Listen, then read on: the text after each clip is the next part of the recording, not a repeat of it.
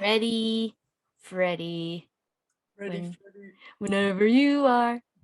I don't know. How do you say it? Hi. It's so early. It's too early for this. You guys, it's 6 a.m. over I here. just want to say thank you for accommodating and waking up this early. No worries. Thank you for just working around everything. I know you're busy. Yes, and you are too. I know, it's okay. We do what we do for everybody else. Obviously, we want to help others. So, gotta do what you gotta do. I'm gonna start. All right. Welcome, everybody. No. I was like, No, no, no, no. okay. All right. Hi, everyone. Welcome to Sonographers in the Cities. I'm Lynn. I'm Giselle. And today's episode is our third episode. We will be talking about all sonography programs.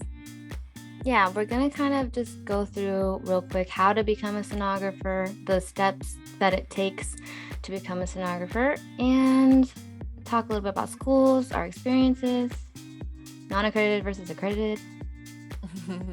That's the most common asked topic. So before we get started, wherever you're listening to this podcast, please follow, subscribe, and don't forget to rate us if you find us helpful. Yes, hopefully you guys do find this helpful. We do this for you guys and just want to help you. We're doing research and just trying to talk about ultrasound and spread that awareness. It's still Ultrasound Awareness Month. Yes, it is the third week, and now that we're getting lots of responses to or requests for topics to discuss for all about sonography, we're going to start consolidating and planning out more topics that you want to hear.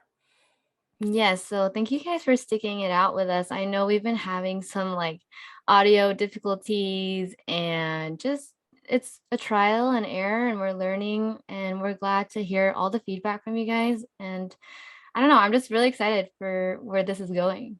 Yes, it's really exciting because we learned a lot since the first recording of this podcast. Like we started brand new and now we're kind of getting into the flow of things.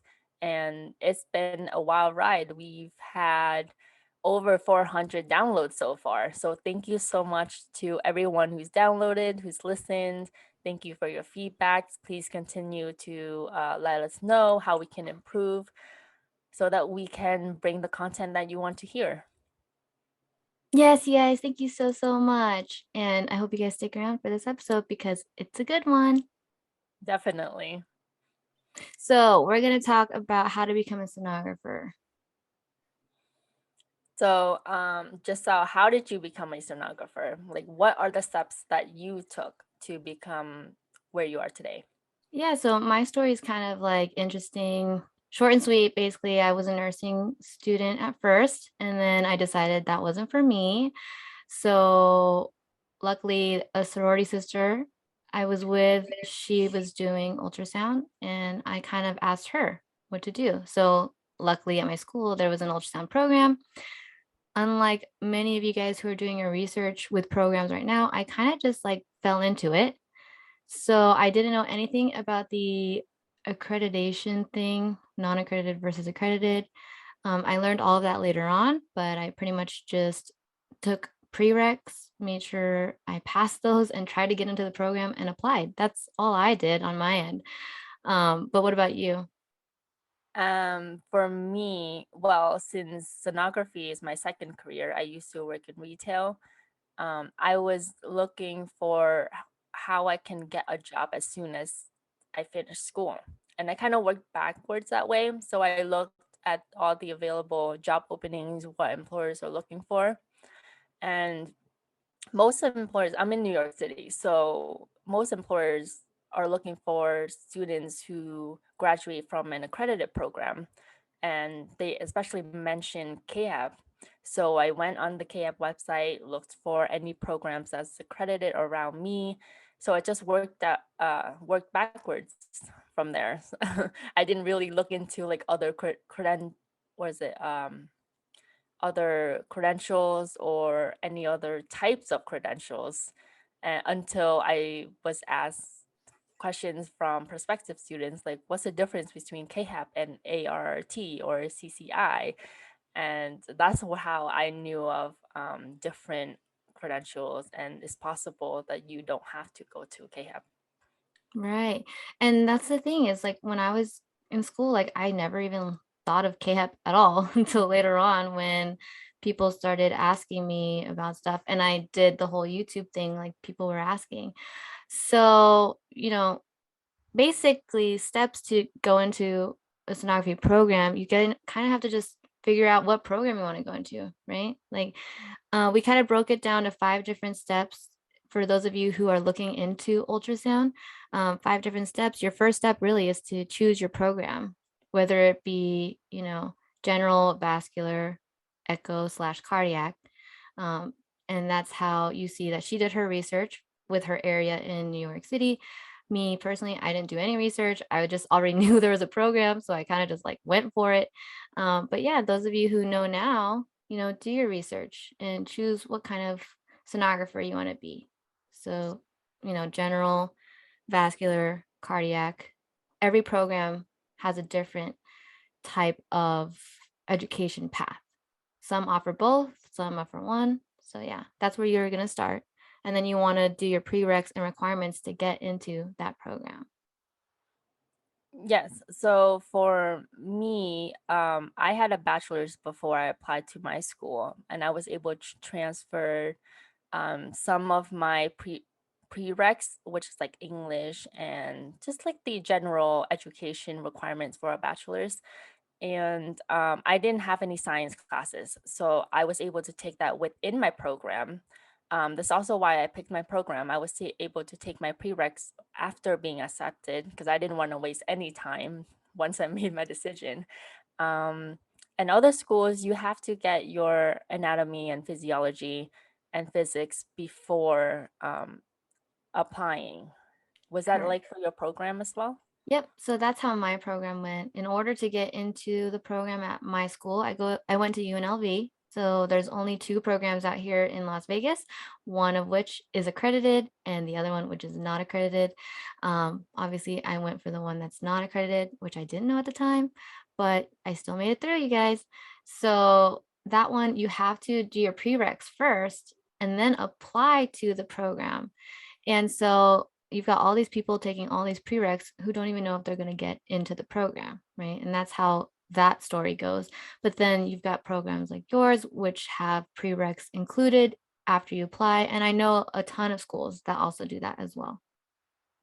But yeah, that's a great way that schools is giving everyone a equal chance to be able to become a sonographer.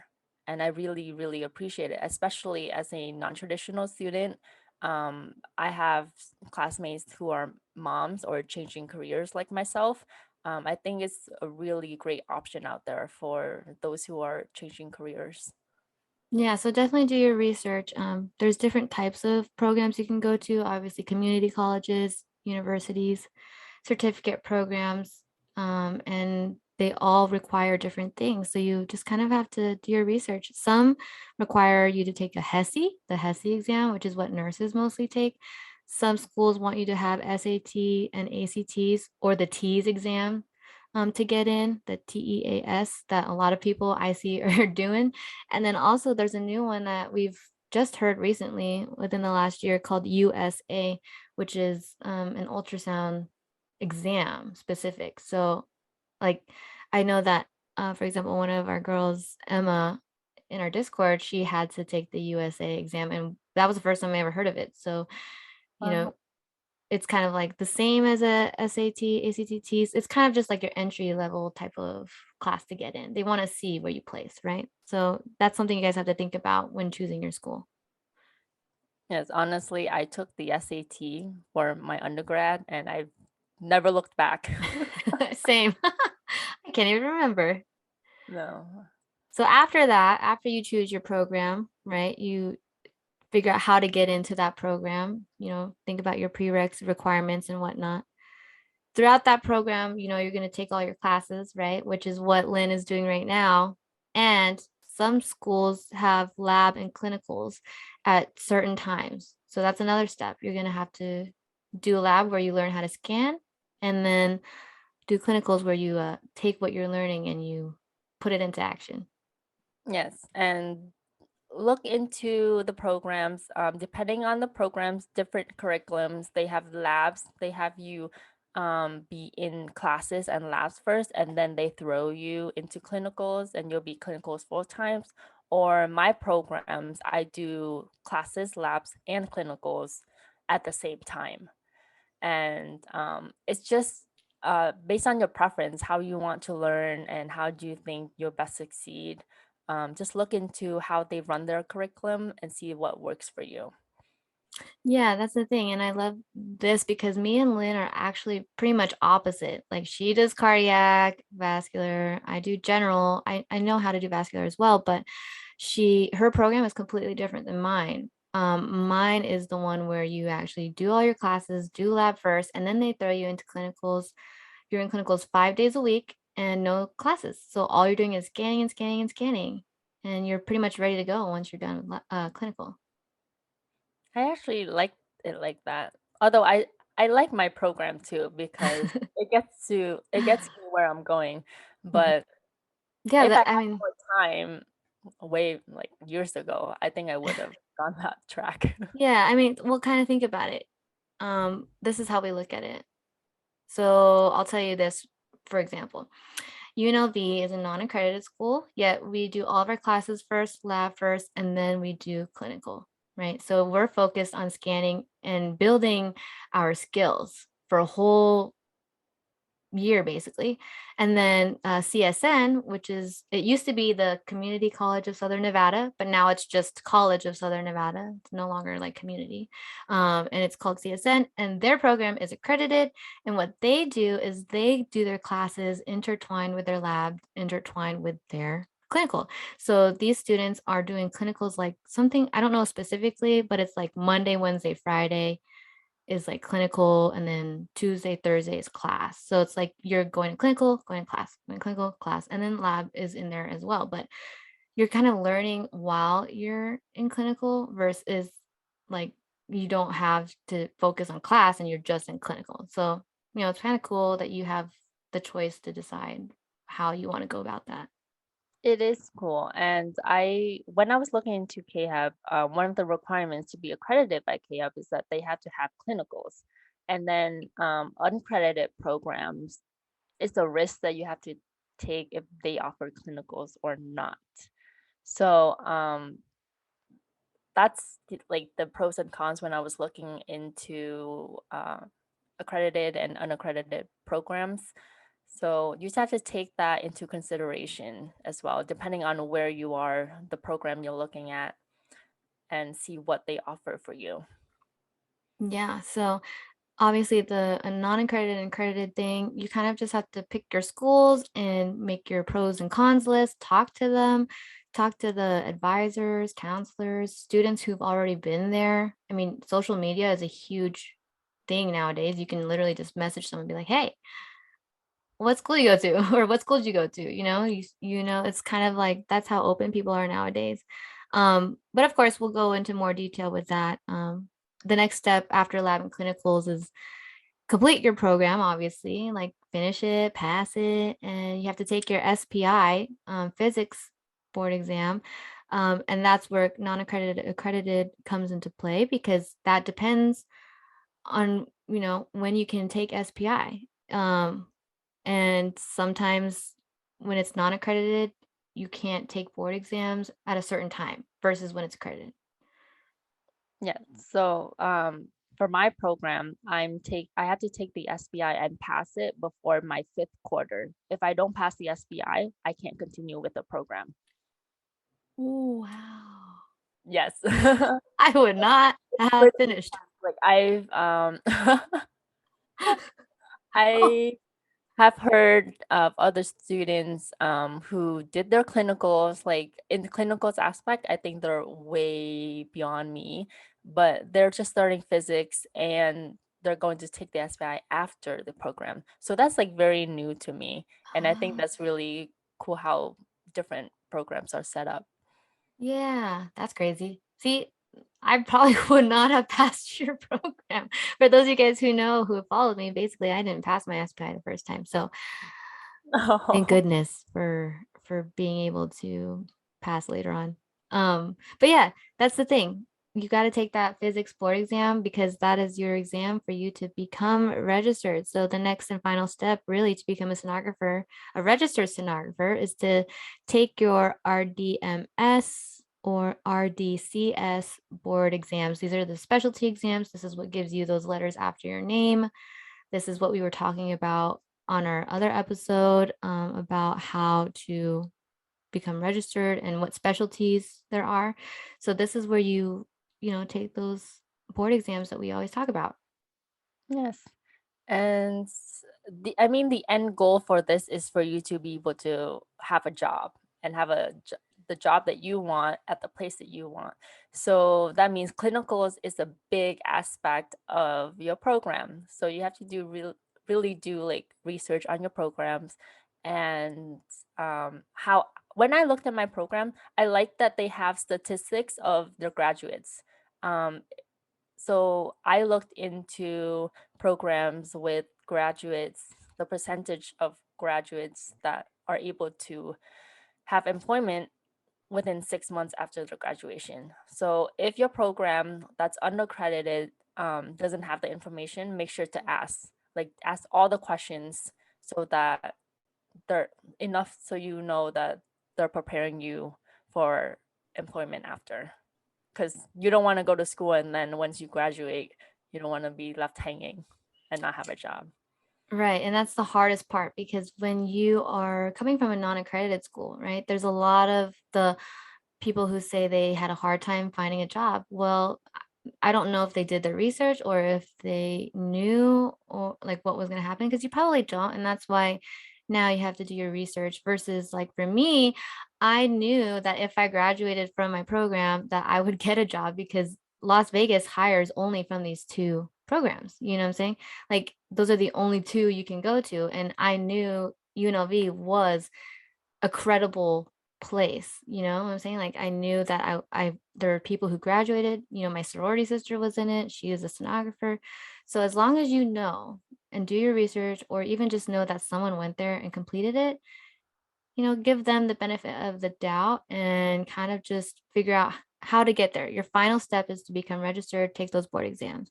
And that's why now you guys are, it's pretty cool that you can do your research and kind of weed out the schools that kind of only just want your money or, don't even help you. Because at the end of the day, it's all networking. Your clinical site, the people everyone around you, that's how you get your job. Yeah, networking is a big factor in how you get your job. That I think is very true. Once I was out of when I was like working in the real world with the adults, Same.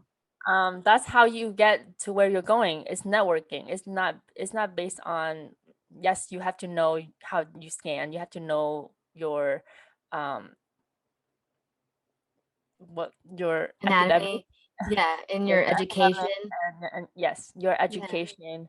But it's networking that gets you where you want to go. And if you have an eye on a place that you want to work at, that's like knowing someone, that's how you get it. Yeah, get that good word in there. Honestly, I got from my clinical site, like I do remember I got my first job from my supervisor who recommended me to a company. And that's how I got my first job while I was a student. I graduated in May 2017, but I was already working, making money as a sonographer. Obviously, I wasn't registered. I was going to be registered, but I was already working in February 2017 before I even graduated. So that's the pro about networking and being a good student. Yes, and I'm currently at clinicals at Mount Sinai, and I love the labs there. So hopefully, when I'm done with my program, I'm networking so that I can have a position there. I'm And sure they're you're gonna do hiring. great. Yeah, I'm sure you're gonna do great. That's the thing is as long as you're working hard, you're showing them that you want a job, I mean, the healthcare field right now is seriously struggling. I think everywhere, every aspect, every department. They're so short-staffed, like, people are burning out, and especially with sonography, there are sonographers who are in the field, like you said, previous episodes, 20 years. Like, I think they know it. Like, I think they feel that it's time for them to retire, like, especially after this pandemic. So there are spaces for all of us, new grads and students. We just have to find it and work hard for it. Yeah, like if you guys already know you want to be a sonographer, figure out where you want to live. Where do you want to work? Do you want to be in a hospital or outpatient setting, which is going to be our next episode. So stay tuned for that.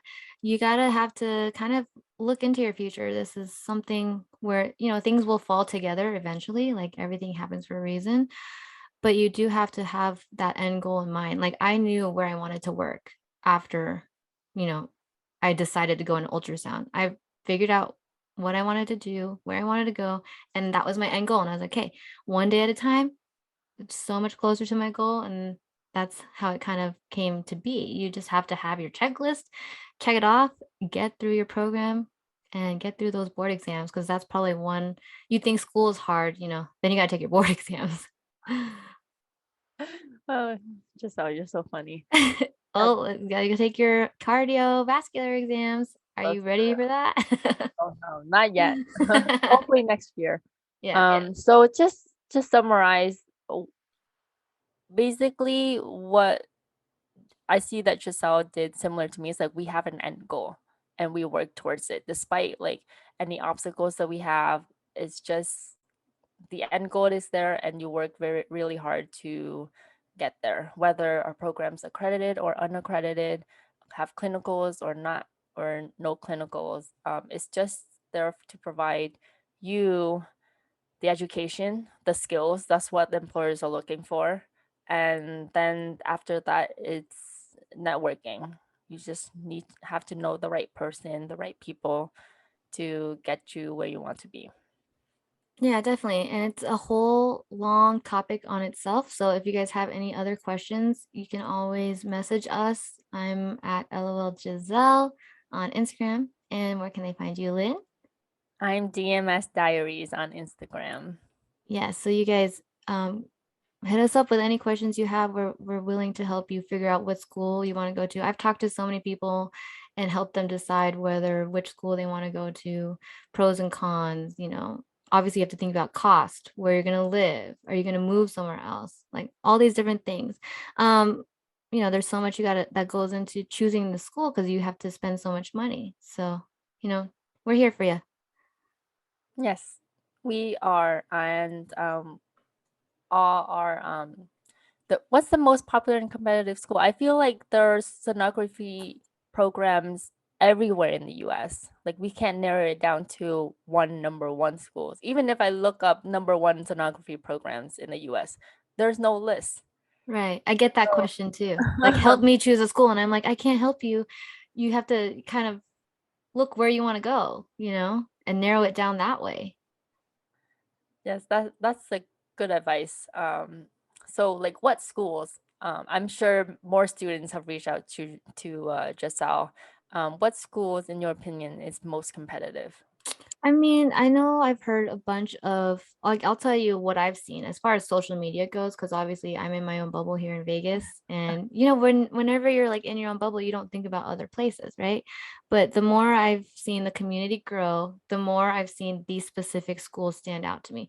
So there's CBD College in LA, which I know a ton of students on our Discord go there. Obviously in Las Vegas, CSN and UNLV, those are the only two places in Vegas, and I get so many people asking about it. I've heard a lot about Platt College in Alhambra, which is in California, and CAHE, which is your school. My school, KE. Yeah, so many people ask about that, and I know you can speak on behalf of them, but there's also in LA WCUI, which is another competitive school compared to CBD College.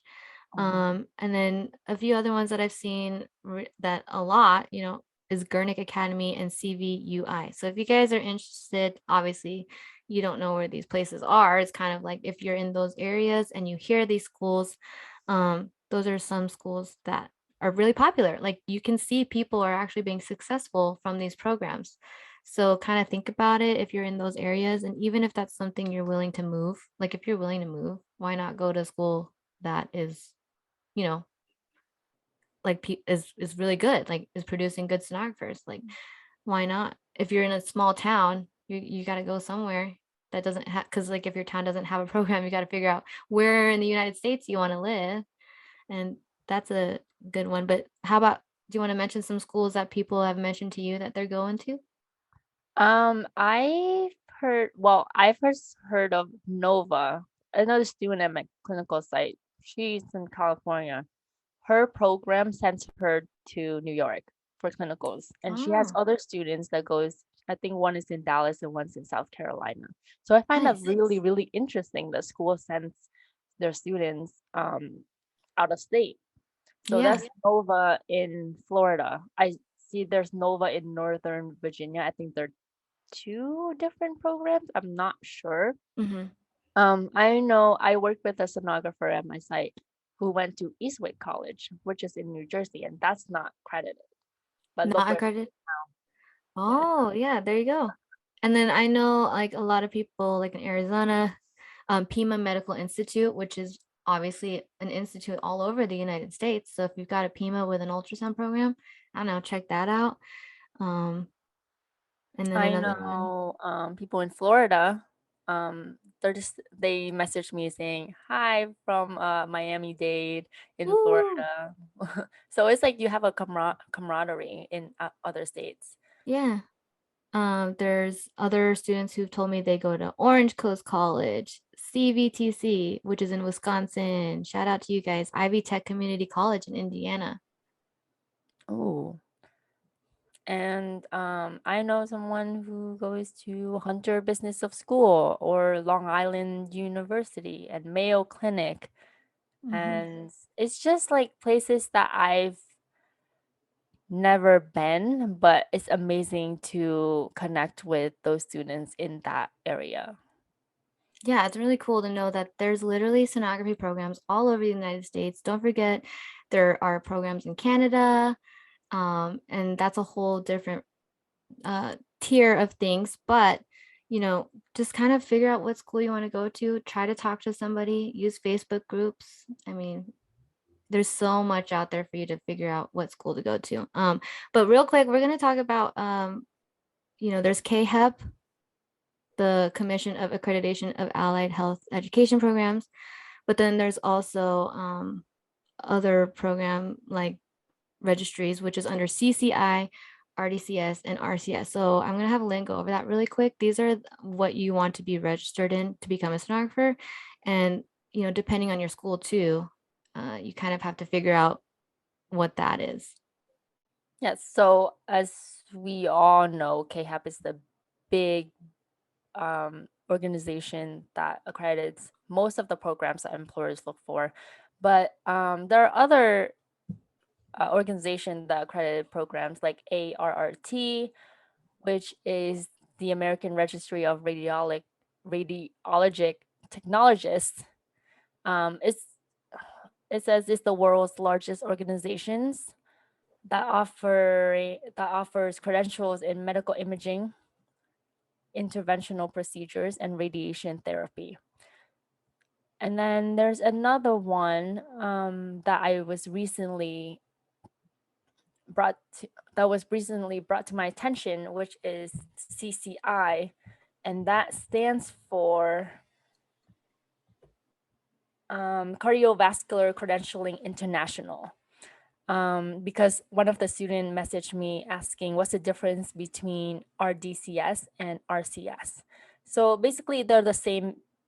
They're the same registry or specialty, but with different organizations that gives that credential. So Mhm. CCI is basically just anything cardiovascular. It doesn't do general or OB or anything. So Yeah. there's that. Like if you want if you specifically want cardio, if you specifically want vascular, like look into different registries, not Yeah. registries, organizations that give that programs. And if Yeah. you want more options and wants the whole alphabet after your name, like Sal, and to know more, KHAP offers the most. It's just Mhm. most well known, but every credentials is equal. Yeah. It's So it's like just just based on your preference, I think. right. Like if you have RDCS or if you have cardiac under CCI, it's kind of the same thing. You're still registered. But Mhm. also look into the job opportunities because they will tell you what they want you to be registered in. So, what I would do is like look on Indeed and figure out what are the hospitals asking for in my area? What are they wanting? What are the requirements? And, that'll give you a good place to go to have that end goal, like what exam to take. Like my hospital will tell you you need to be registered in RDMS, and I'm sure if you have CCI, for example, for their cardiac department, then maybe you can ask them like, hey, what about CCI? That those kind of things. But we just wanted you to know that there are different types of organizations that do provide the accreditations as well. So, kind of look into that. Like we said, just do your research, make sure you're figuring it out and you don't want to be stuck at the end of something without doing research. Especially this goes for you guys who are looking, because a lot of us who didn't look or do research kind of just this is you guys learning from our mistakes. Yeah, and like Giselle said, like I said earlier, look for the employers that you want to work for, what they're looking for, and then narrow it down from there and see what program's best for you. Because having a job is important. That's why we go to school and that's why we have income, you know? So I think that just narrows it down. Like if you're deciding between KHAP and ARRT, see what your employers are asking or they're looking for in their applicants. Yeah, it's so broad, and it depends where you live, you know, and where you want to live or want to work. Let's say I live here in Vegas, but I wanted to live in Hawaii. Then I would have to look at hospitals in Hawaii and figure out what they're requiring. Or if I want to live over there in New York, then I'd have to figure out, okay, what do they require out there? So at the end of the day, do your research, make your lists, and take it one day at a time. Yeah, no, take it one day at a time is the key. Being in this program, being probably working as a sonographer because you do get really busy.